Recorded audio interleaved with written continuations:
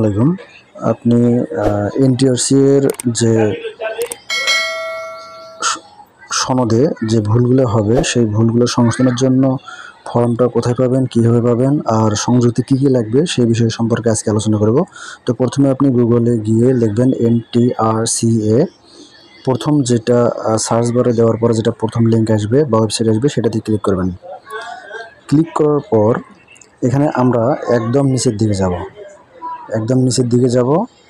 নিচে গিয়ে দেখব যে পরীক্ষা সংক্রান্ত প্রত্যয়নপত্র সংক্রান্ত। তো এখানে আমি যদি 1 নম্বরটায় চাপ দিই তাহলে আমি জানতে পারবো এই সংশোধন করার জন্য, অর্থাৎ ভুল সংশোধন করার জন্য যেইগুলো ডকুমেন্টস লাগবে সেইটার ফর্ম পাবো এটাতে। আর 2 নম্বরটায় পাবো হচ্ছে সংশোধিত প্রত্যয়নপত্র প্রাপ্তির আবেদন ফর্ম, অর্থাৎ আমার যে ভুলগুলো হয়েছে সেই ভুলগুলো সংশোধন করার জন্য যে অ্যাপ্লাই ফর্ম লাগবে সেটা এখানে ক্লিক করলে পাওয়া যাবে।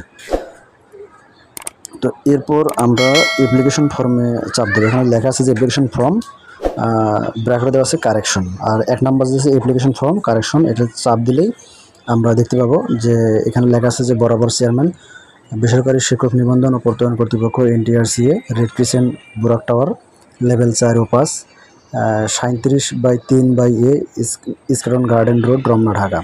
তো এখানে এইটুকু দেওয়া আছে। আপনার কী কী লাগবে সেটা হচ্ছে যে আবেদনকারীর নাম, অর্থাৎ আপনার যদি যেইগুলো সার্টিফিকেট পাবেন সেই সার্টিফিকেট অনুযায়ী আপনি অ্যাপ্লাই করছেন, আপনার নাম, আপনার বাবার নাম, মার নাম, নিবন্ধন পরীক্ষা অর্থাৎ আপনি কততম ব্যাচের, 18, 17 হলে 17, 18 হলে 18, ও সাল মানে কোন সালে এটা পরীক্ষা দিয়েছেন সেটা। এরপর লাগবে হচ্ছে আপনার রোল বলতে এখানে সার্টিফিকেটে যেটা পাবেন সেই সার্টিফিকেটের রোল নাম্বার এবং রেজিস্ট্রেশন নাম্বার। এরপর 2 নম্বর যে কলামটা আছে এই কলামে আছে হলো সনদে বিদ্যমান ভুল তথ্য, অর্থাৎ আপনার যেগুলো ভুল হয়েছে সেইগুলো এই বক্সে কম্পিউটার কম্পোজ করবেন কিংবা হাতে লিখবেন। এখন সঠিক কোনটা হবে সেটা হচ্ছে 3 নম্বর যে বক্সটা রয়েছে সেইটা, অর্থাৎ এখানে লেখা আছে যে সঠিক তথ্য বাংলা ও ইংরেজিতে। তাহলে এখানে সঠিক যেটা হবে সেটা হচ্ছে আপনি বাংলায় লিখবেন একবার, ইংলিশে লিখবেন একবার। এরপর রয়েছে হলো আপনার চতুর্থ যে স্টেপটা সেটা হলো জেলার নাম, অর্থাৎ জেলার নাম আপনি আপনার লিখবেন। এরপরে এখানে তারিখ দেবেন হচ্ছে যেই তারিখে আপনি ওখানে ফর্মটা জমা দেবেন সেই তারিখ দেবেন। আর বলছে যে প্রয়োজনীয় কাগজপত্র অথবা সনদপত্র, তাহলে এখানে আপনার তিনটে অপশন আছে, তিনটাই কাগজপত্র অথবা সনদপত্র দিয়ে দেবেন। এই পাশে যেটা রয়েছে সেটা হচ্ছে বিনীত নিবেদক, আপনার আবেদনকারীর স্বাক্ষর, মানে আপনার স্বাক্ষর, আবেদনকারীর নাম, আপনার নাম, পদের নাম ও বিষয়। তাহলে এখানে আপনার পদের নাম সেটা লিখবেন, বিষয় কোনটা সেটা লিখবেন। এরপর দেবেন হচ্ছে ফোন নাম্বার, আপনার ফোন নাম্বারটা।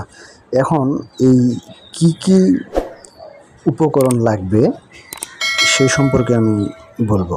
আবারও আমি ব্যাক স্পেসে চাপ দিয়ে না প্রত্যয়নপত্র প্রদান সংক্রান্ত এখানে রয়েছে 1 নম্বর সংশোধন এবং ডুপ্লিকেট নির্দেশনাবলী। তাহলে সংশোধনের এটাতে চাপ দিলে আমি ওই পিডিএফটা পাবো।